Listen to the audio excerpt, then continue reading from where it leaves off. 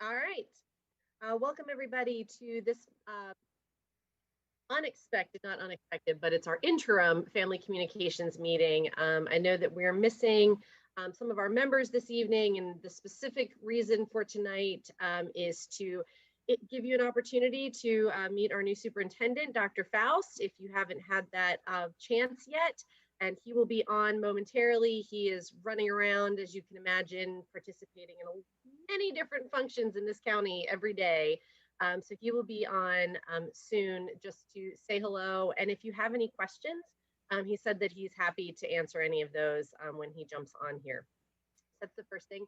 The second thing for tonight, and really the focus of the rest of the meeting, is to talk about the roundtable discussions and getting one on the calendar, what that would look like, based on what some of the needs of the district are now, especially now in times of COVID. So anyway, so that is the plan for this evening. That's the welcome and the introduction. So since Dr. Faust is not here yet, if we could just, let's skip ahead, since we only have an hour tonight. We'll go ahead to start the conversation around the roundtables. I know that we started thinking at the last meeting, what are some ideas of how we could host them? And I think with our communications team, maybe if you could share some insights in this conversation too, because you've been hosting town halls.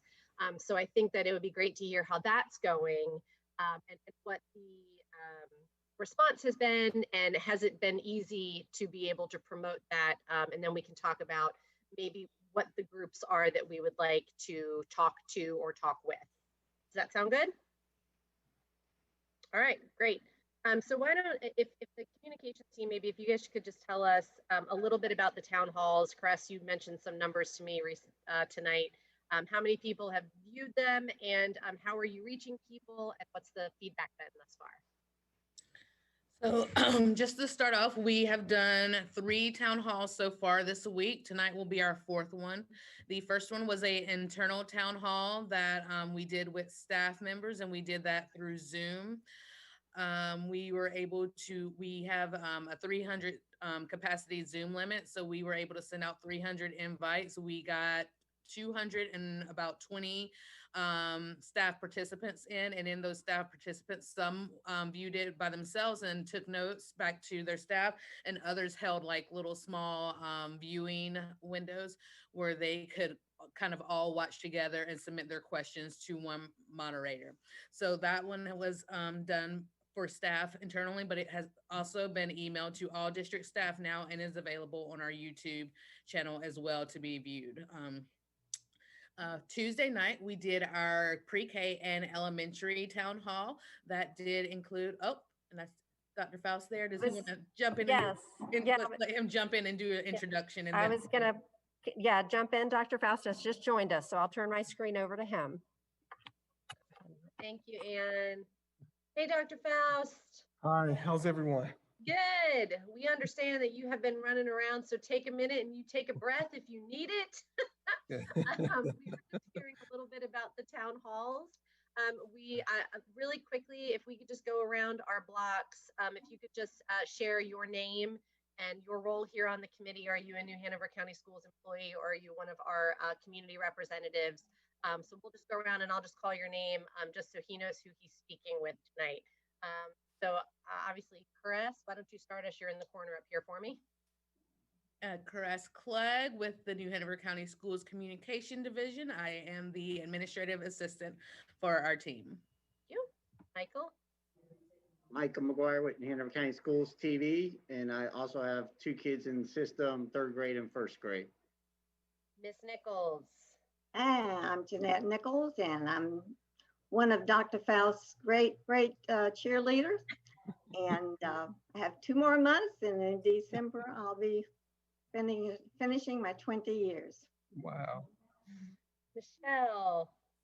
Hi, my name is Michelle Suarez. I am in the transportation department. I am a school bus driver, and I'm also a parent. I have 2 children currently attending. One is in middle school, and the other one is in high school. Kate Taylor, principal at Alderman, and have a 7th grader at Myrtle Grove. Hey, I'm Allison Linkner. I'm an AIG teacher at Castlehane Elementary, and I have a 9th grader and a 12th grader. Miss Bernice, celebrating her 15th anniversary and still at this meeting. Talk about dedication. Yes, I'm Bernice Johnson. Hey, Dr. Faust, good to see you again. I am the president of New Hanover County Council of PTAs. And I better say this because last time I introduced myself, I did not say I was a mother of a 6th grader at Myrtle Grove and a 4th grader at Mary C. Williams. So happy to see you again. And Aggie Pride, I'm a fellow Aggie. Dawn. Yes, Dawn Brinson, Assistant Superintendent for Technology and Digital Learning. And Brandon. Hey, good to see all of you. Brandon Shope, New Hanover County Schools Media Relations Coordinator.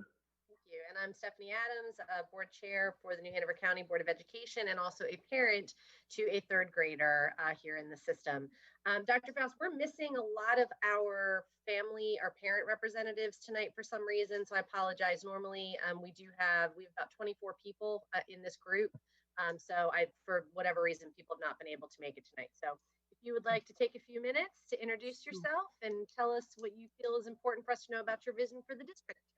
Sure. So, of course, I'm Charles Faust. I'm the superintendent of schools.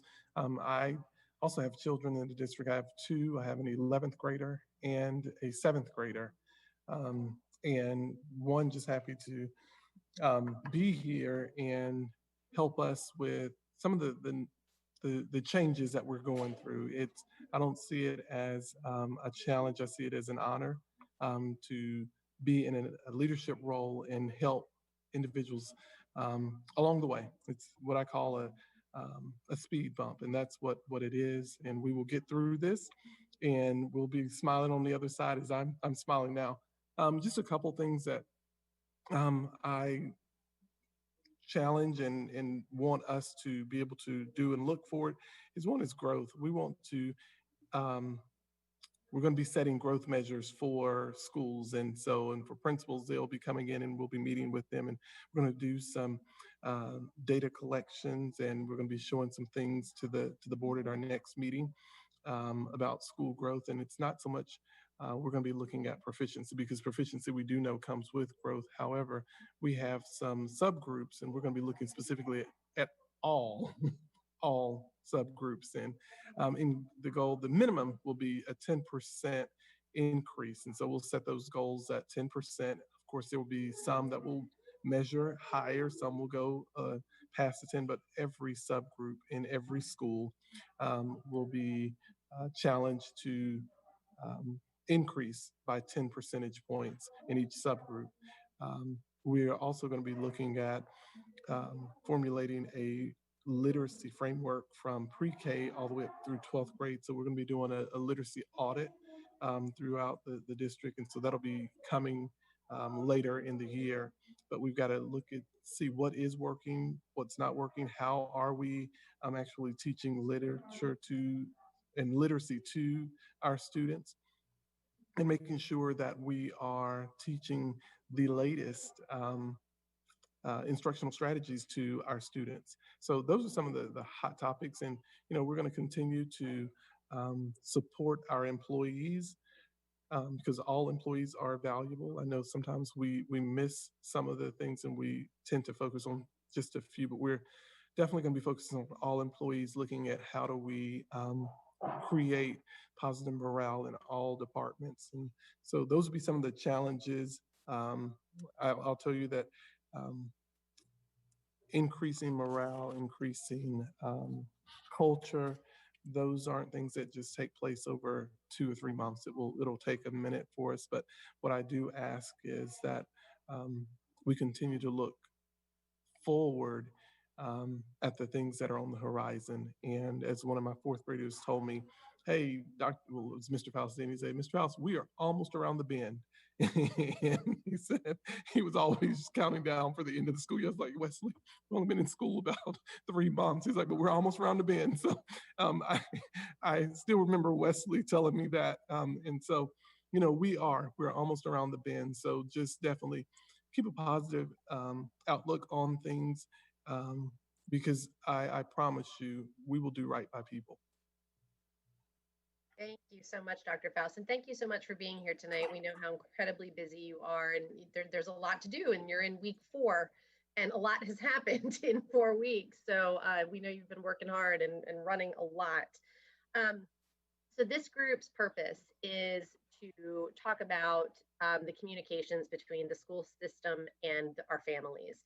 And so we talk about where there are gaps from the perspective of a parent and guardian between the district and is it best to, how do we want to get involved? Do we want to get it over the phone? Do we want to look at emails? Are people looking at the website?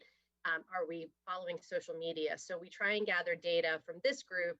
They represent a lot of different parts of our county. They are throughout all different age groups. You notice that on here, we've got students, everywhere from elementary up through high school.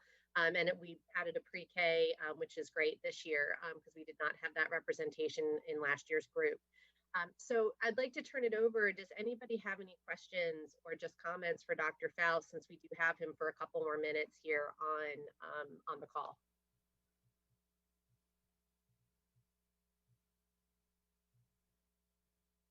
Don't all jump at once, ladies and gentlemen. This is your opportunity. The superintendent is facing you right now. One-on-one. It can be about the work you're doing on this committee. It can be about concerns or questions or highlights of what you do in the system, whatever. But he is here for a couple minutes, and if there's nothing, we can move on and we can get into our conversation. But I did want to open that up. Well, I'm going to ask Michelle. Michelle, since you are a bus driver, do you feel that the bus drivers are being heard this year? I'm sorry, hello? In here. I said, since you are a bus driver for us, do you feel that the bus drivers are being heard this year? Dr. Faust said he wants to increase morale. And often we hear from the bus drivers, and they don't feel they're being heard. I have to agree. Today, we have a meeting tomorrow over at Harvard High School. And one of the things that the bus drivers have been requesting is a meeting with Dr. Faust. I don't know if it's something that can be set up in the future where we could set up somehow either a Zoom meeting or an in-person meeting where you could come into the department and speak to the bus drivers. Is something that they have mentioned frequently. Yeah, I'll be there tomorrow at 7:30. Oh, great. Well, that'd be great. They'll be happy to meet with you.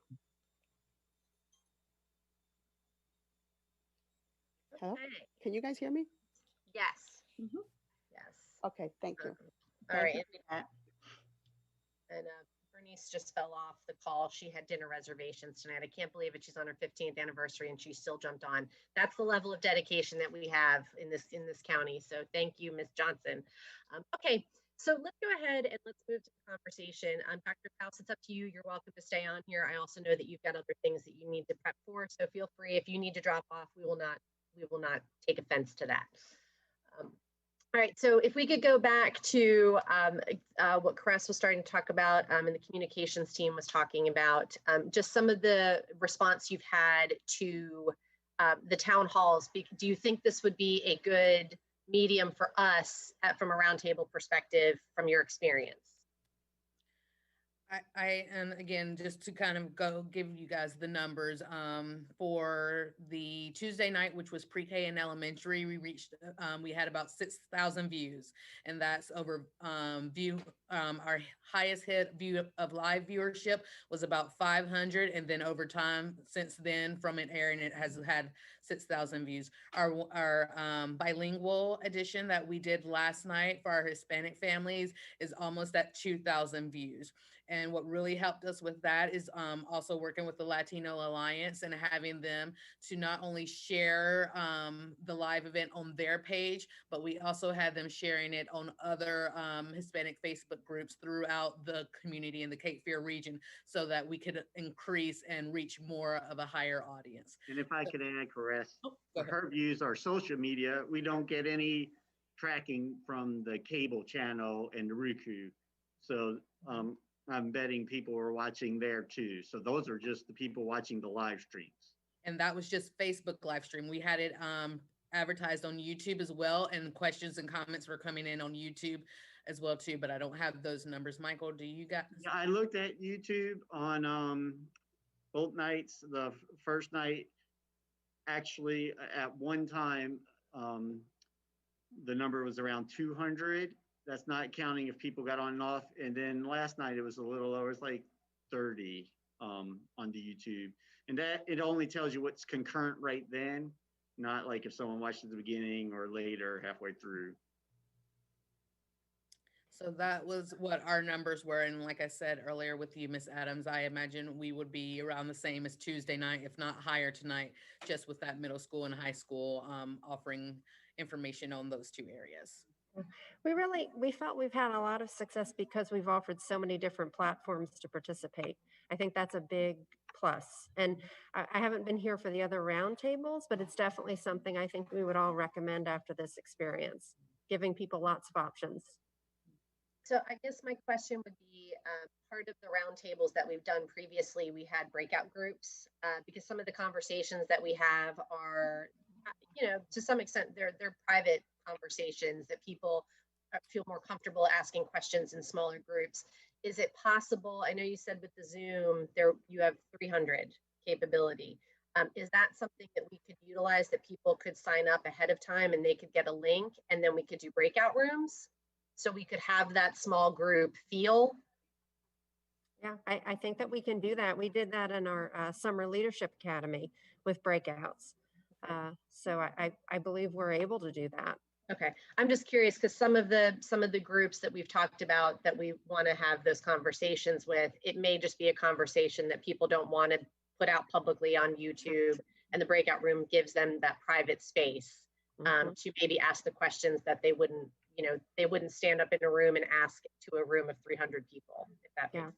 And I will definitely say, like, our ideas and our push for the town halls that we are doing now are all things that stemmed from conversations that we've had with the Family Communication Committee, and meeting and listening to our parents who are in this group about wanting that more information and wanting more access to it and more transparency. So this has been what we're doing is already has been impacted by the FCC committee. So I don't see why there's no reason why we can't do these things through the FCC committee. That's fantastic. That's great. I know that there's been some really good ideas generated within this group. So appreciate that for all of you, your honest feedback, that sometimes it's not always great to look in the mirror and say, oh my gosh, we need to do this better. But if we don't look at the areas where we can improve, we're going to miss opportunities for our families. So that's fantastic. All right. So if I went back and I found my notes from September of last year, when we did an initial brainstorm about some of the roundtable group topics.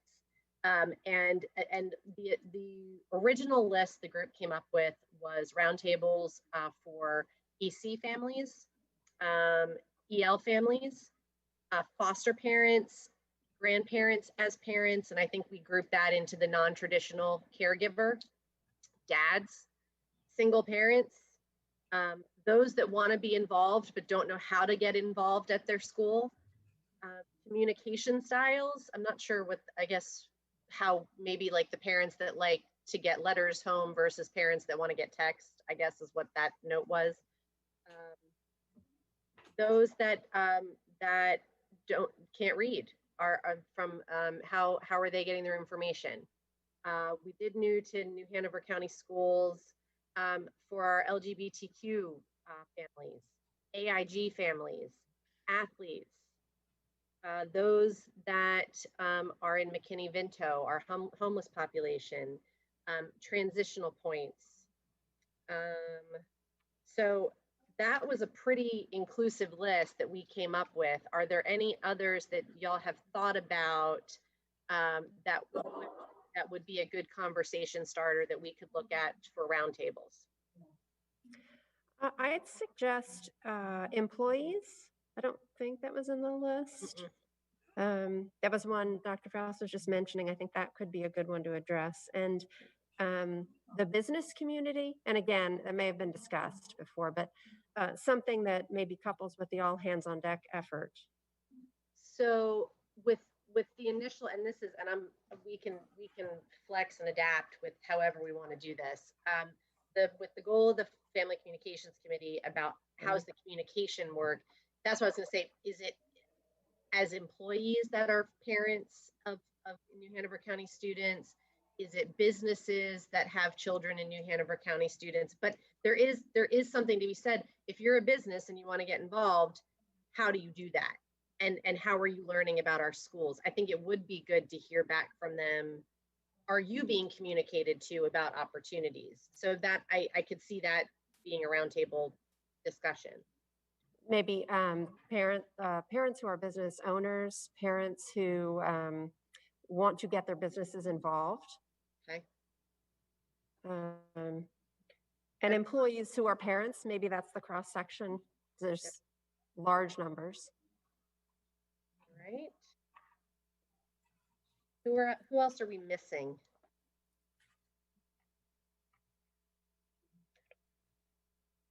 Because I mean, is it safe to say we had a multicultural, non-English speaking session last year, and that population is growing. I would say, I know that we've done it once, but I think that that's something that continues. I think continues to that we should be highlighting and talking through. If that, I think doing an additional bilingual one would be great. I mean, just our improved. I was talking with Ms. Gibson earlier today as we were talking about our session last night, and just how the liaisons have been such a great support for us, and relying on them not fully for translation needs, but to kind of build those relationships and bridge that gap where we're not missing and we're not communicating how we need to with our Hispanic population. So I think bringing in and doing another one of those this year would be very beneficial. And then also, I mean, we had 30 participants at that one, and we considered that a great turnout last year. I would like to see us, either if it's virtually or in person again, to see us possibly double those numbers and reach more. At the last meeting, I could be wrong. I thought we identified at least a group that we all were really excited about doing a roundtable for at the very end of that meeting. Am I just thinking wrong, or I think it was I can't remember what it was though. I was trying to think if anybody remembered. I think it was non-traditional. Non-traditional caregivers. So, you know, grandparents as parents, foster parents. I don't know if we want to put single parents into that, because I don't know how. What's nice about this with the virtual option, we can open this up to more people. Before, we were somewhat restricted because we were holding it in the BOE Center. There were snacks involved, you know, so it wasn't, this opens it up that people can do it from home. So what would you think about having a theme that encompasses multiple groups of families?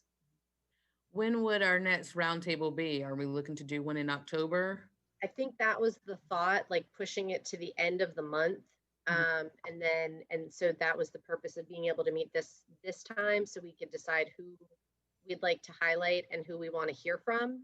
And so I guess that's the other part of this conversation is, especially now with reopening of schools, you know, with COVID going on, is there another grouping of families that we want to be talking with right now, or not? Or is the town hall covering all of that? I think me and Ms. Gibson were talking about this today in our meeting with Brandon as well, and there may be a need for our EC families to kind of get them in and start talking to them. I know October is National Disability Month, and kind of roping that in and highlighting and talking on that may be something that's good, because I do see the comments on Facebook, and some families in that demographic are feeling a little left out on some of the things. So, I mean, to offer them something, I think would be a good possibility if we looked at a different topic. And I also think that anything around Plan B and where we are at that point, because we will be into Plan B, we may still be in Plan B, we may have moved from there, but it might be a good assessment time. So it's another option. Thoughts from the rest of the group in October roundtable? What do you think? We've got EC families rolling out Plan B, continued conversations. What of those, and the non-traditional caregiver was the other one that we've talked about. What do you prioritize in there?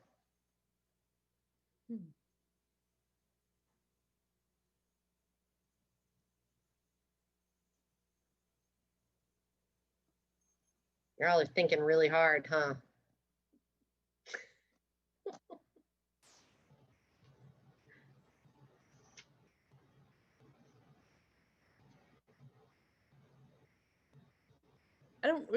I guess I'll say, I don't really want to say I prioritize any group over the other per se, Right. but I don't think we would hit the wrong mark if we touched on any of those. Okay. The only thing I am wondering about the non-traditional caregiver one is if the format is going to be the best way, if the Zoom format would necessarily, in some ways, I think it could be a great way to reach a lot of families. But, you know, one of our groups that we see a lot of our children with right now are grandparents. And one of the ways that we're trying to support them and the barrier is the technology piece. And so while I think the ease of being able to do it from home would be helpful for single parents, you know, certainly as well. I think if we did it, we might want to at some point loop back to that group when we're able to do it face to face, because I think another really good option to draw that group in would be like when we did pizza, you know, at the boardroom and people could come. I just don't know if and not for all, because non-traditional caregiver certainly covers a lot of things. Just when I'm thinking about that in terms of our students, I don't know. Right. But I do think there's a strong need to support those non-traditional caregivers right now. So it's hard to say. Right. Any other thoughts of EC parents, non-traditional caregivers, or continued COVID Plan B reflections and Q&A?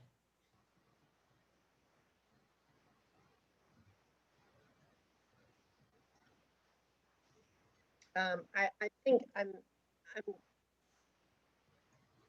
like the idea of I think that because it is National Down Syndrome Awareness Month, I think and because you said, especially with the remote learning platforms that we've been on, I think for our EC families, it may be beneficial to give that opportunity to talk about some of their experiences. And at that point, we'll be in a couple weeks for them, 4 days in, 1 day out, and how are they being communicated to at this point? Are they getting the information they need? I think like we did with the multi-language evening, I think it would be important that if we go that route, we would definitely need to have either Ms. Barnum or the new director of special ed, you know, here to be able to answer some questions and to be able to provide some of those resources, so we could do it from a breakout, share your thoughts, but then if we've got questions that are immediate, we also have someone available to answer those, to address those concerns. So those are my thoughts. And maybe someone to one of the school nurses to explain how they are keeping their children safe when they are in the building, what extra precautions we do Great for idea. them. That's And a great idea. assure them that they know they're welcome, and how they keep them interspersed with the other children whenever they possibly can.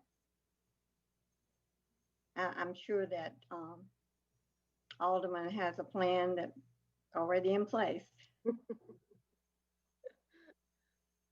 So is there any other push for a different topic for October?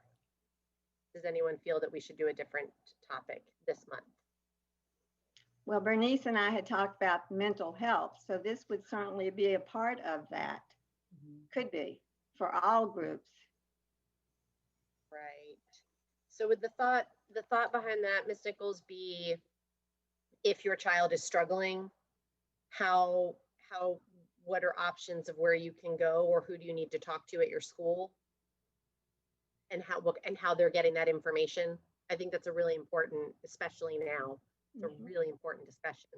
I think that's what I was thinking of now that she says it. We talked about at the end last time was some type of mental health focus, but not that we can't do.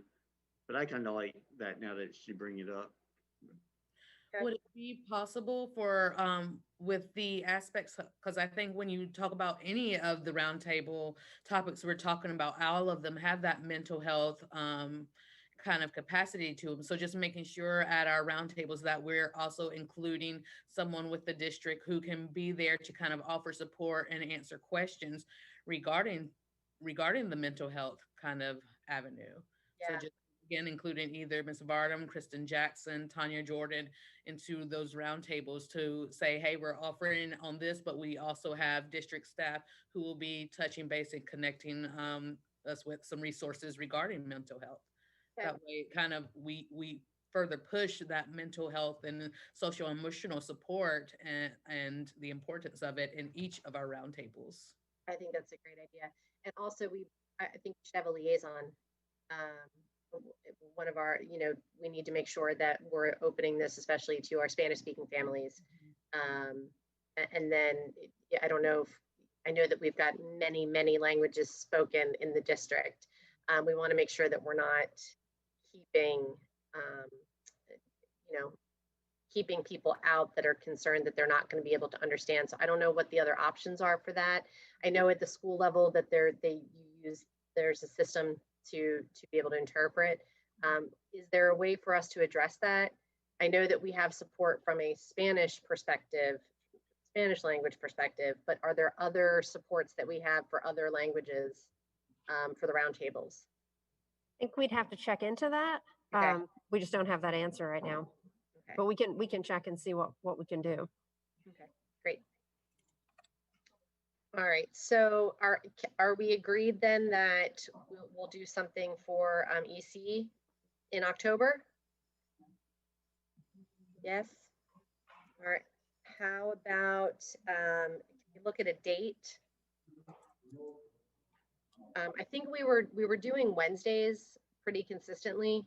I think for wasn't Wednesday because that's church night. That's right. That's church night. Okay. So was it Thursday nights? Thursdays. Okay. So Thursday the 29th would be the last week in October. Thoughts on that? Communications people that know all the wonderful things going on in our district. What are we running into if we do it that night? I'm not aware of anything unless it's starting to approach that Halloween weekend, but I don't think that should be any interference. Okay. All right. So we'll go ahead. We'll get it on the calendar for October 29th. And 6 o'clock start time, or do we want to, if we're doing it virtually, how has that time been for you all? Do you feel 6 o'clock's been good? Seems to have worked well, yes. All right. So we'll schedule it, 6 to 7:30? All right, great. All right. And then just looking ahead for December, for the next roundtable, what would you like to put in for that December date?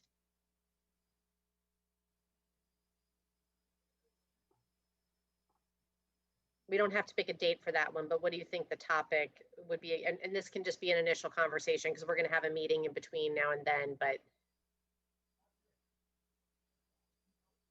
would December be a good time for non-traditional caregivers?